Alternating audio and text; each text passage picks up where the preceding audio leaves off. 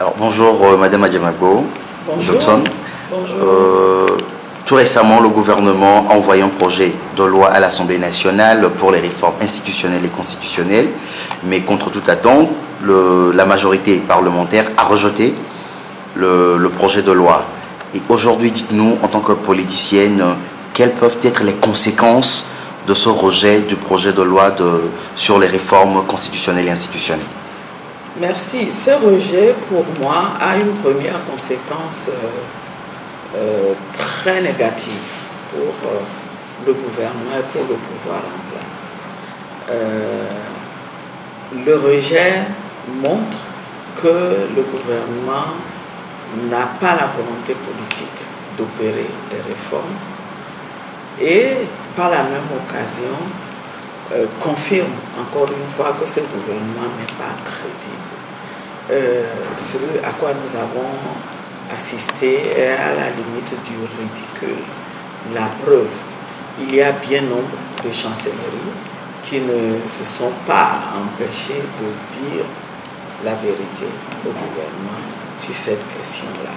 Après l'ambassade des États-Unis, nous avons vu récemment la prise de position de la France également. Et je suis convaincu qu'au jour d'aujourd'hui, le gouvernement doit se rendre compte lui-même qu'il a commis une bêtise. Et c'est toujours ce qui arrive à force de vouloir tirer, de trop tirer sur une corde. On finit par en ramasser les conséquences comme cela se passe en ce moment. J'espère qu'il tirera les leçons de cette vaste comédie qui a été orchestrée et étudiera rapidement les moyens de remettre en chantier les réformes qu'il nous faut absolument au Togo. Maintenant, en ce qui concerne le pouvoir et l'opposition, ce que ce rejet-là nous confirme encore une fois, c'est que nous ne devons compter que sur nous-mêmes. Nous devons davantage compter sur l'organisation interne, les initiatives internes à l'opposition, si nous voulons vraiment atteindre notre objectif de libérer ce pays de 50 ans de règne d'un seul régime. C'est nous qui en avons la solution. Nous n'avons pas grand-chose à attendre de ce régime. Et d'ailleurs, c'est normal en politique. On n'a pas à attendre du régime qu'il nous offre sur un plateau d'argent les moyens par lesquels nous allons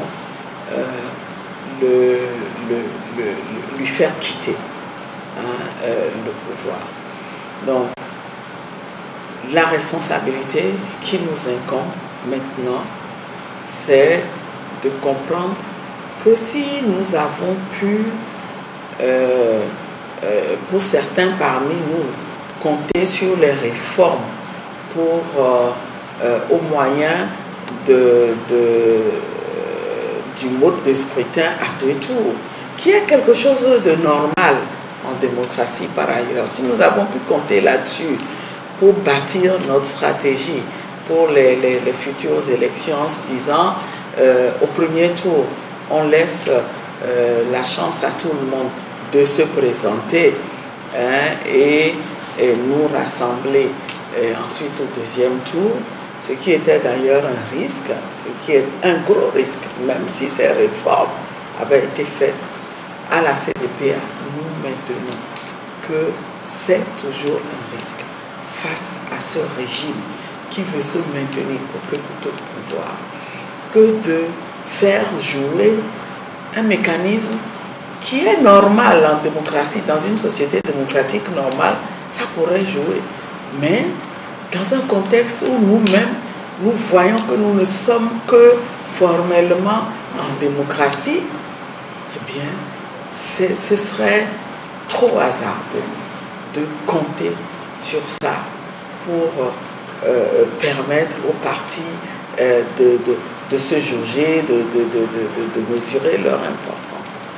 Nous pensons, nous avons toujours pensé que ce qui est le plus important, c'est l'intérêt supérieur de ce pays qui attend d'être libéré, qui a besoin d'être libéré. Donc, dans tous les cas, l'échec de ces réformes nous amène à tirer le son de la réalité et à nous dire nous n'avons plus d'autre choix. Il n'y a aucune autre alternative que de nous organiser ensemble. Et il est heureux sur ce point-là que Arc-en-Ciel et le CST aient commencé à se parler. Oui, on va en venir tout à l'heure. Mais dites-nous, madame, est-ce qu'avec cet échec-là, est-ce que nous allons tout droit dans le chaos, dans un chaos politique? Un chaos politique dans quel sens? Moi, je veux bien croire que le chaos sera évité. Je suis convaincu que le chaos sera évité si l'opposition sait tourner cet échec en opportunité pour aller véritablement vers l'alternance, mettre en place une transition pour faire les réformes dans un climat serein, mettre en place une transition inclusive en tirant leçon de la transition que nous avons eue au lendemain de la conférence nationale souveraine et nous organiser pour que nous puissions faire les réformes en toute sérénité. Alors, il y a certains mouvements qui aujourd'hui s'agitent et qui demandent à ce que le chef de l'État se repositionne encore pour un troisième mandat. Que pensez-vous de cela?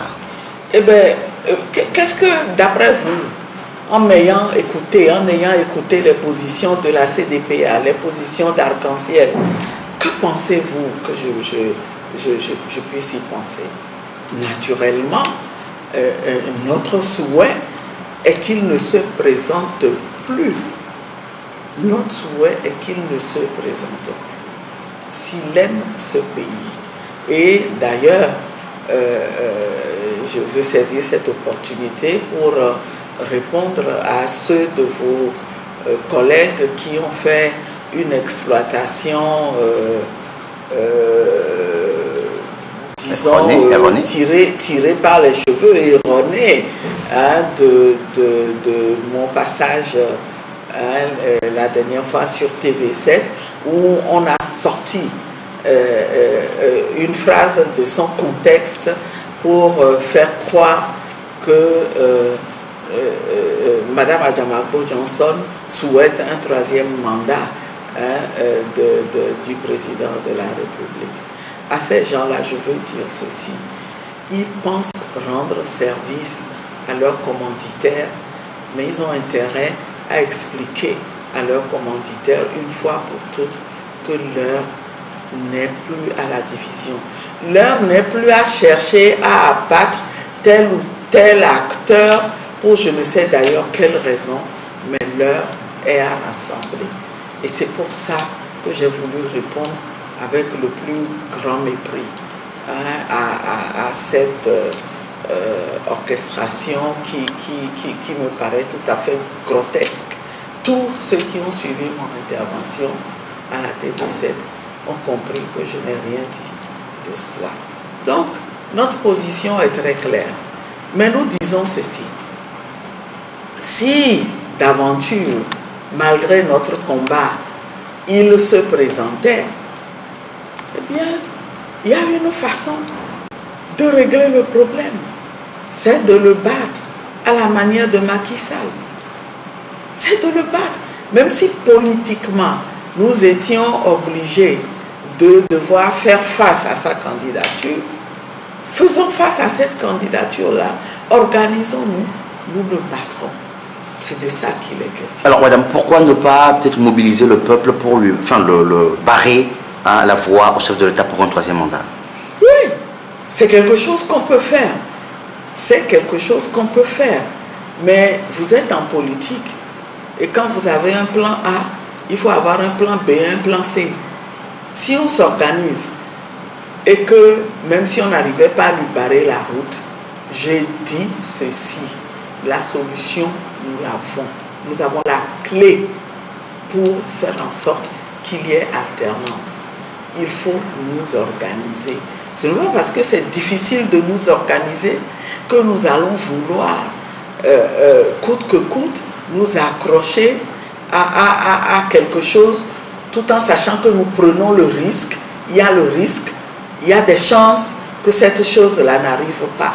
Allons-nous continuer à ne compter que sur ça? Alors, madame, dites-nous aujourd'hui comment se porte l'union entre Arc-en-Ciel et le CST? Mais écoutez, ça se construit. L'union se construit, surtout en politique. D'ailleurs, en politique comme ailleurs, mais surtout en politique, ça se construit.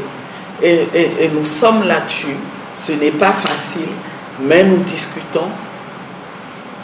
À titre d'exemple, pour la désignation des représentants de l'opposition au sein de la CENI, nous sommes arrivés à discuter et à trouver une solution qui convienne à tous et qui nous permette d'avancer. Moi, j'ai bon espoir. J'ai bon espoir que chaque acteur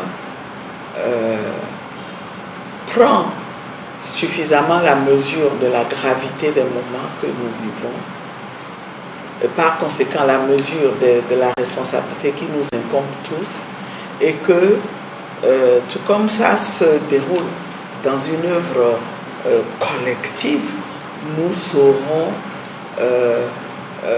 faire preuve de tact, faire preuve de compromis. Nous saurons, dans une attitude de respect mutuel, construire cette union-là que le peuple attend de nous. Alors, donc, ce qui veut dire que si aujourd'hui le régime s'entêtait et organisait les présidentielles, on verra Arc-en-Ciel et le CST ensemble. Nous sommes dans cette voie-là. Nos discussions, c'est l'aboutissement normal de nos discussions. Et avant d'y arriver, il y a des étapes. Il faut par exemple que nous entendions sur une vision, qu'est-ce que nous voulons faire ensemble, hein? Comment nous allons le faire, les stratégies que nous devons mettre en œuvre, avant, pendant, après. Et après, là, quelle est la vision que nous avons pour le Togo? Comment nous voulons gérer? Est-ce que, par exemple, nous tous, nous voyons qu'il est important que le pays passe par une transition inclusive qui permette d'apaiser les cœurs, de rassurer toutes les peurs et aussi de construire ensemble un nouveau vivre ensemble. Alors, madame, comment voyez-vous 2015? Voyez-vous 2015 comme certains qui ont des visions apocalyptiques? Je n'ai aucune vision apocalyptique. Surtout si nous nous mettons au travail. Et comme nous sommes déjà au travail, j'ai beaucoup d'espoir. J'ai beaucoup d'espoir que ce combat que nous menons, qui est un combat légitime, un combat qui rencontre les desseins de Dieu aussi pour ses enfants du Togo. J'ai l'intime conviction que si nous le poursuivons, nous aboutirons aux résultats que nous recherchons. Alors, madame Diamagou Johnson, peut-être un dernier mot pour le peuple togolais? Ce sera un mot d'espoir, un mot de mobilisation et de vigilance. Nous avons, en tant que responsables politiques, une grande part de responsabilité, mais nous agissons au nom du peuple, nous agissons pour le bien du peuple, et le peuple doit pouvoir rester vigilant. Nous orienter, si tant est que l'action que nous menons avait besoin d'être un temps soit peu redresser sur un aspect ou un autre, mais aussi rester vigilant et se mobiliser pour apporter sa contribution avant le vote, pendant le vote et après le vote. Je ne suis pas de nature à abdiquer. Moi, j'ai une fibre de quelqu'un qui se bat, et tant que je me bats, je sais qu'il y a de l'espoir. Les causes en lesquelles je crois, j'arrive toujours à faire triompher ces causes-là. Voilà. Madame Adjama Johnson, merci beaucoup. Merci, vous aussi.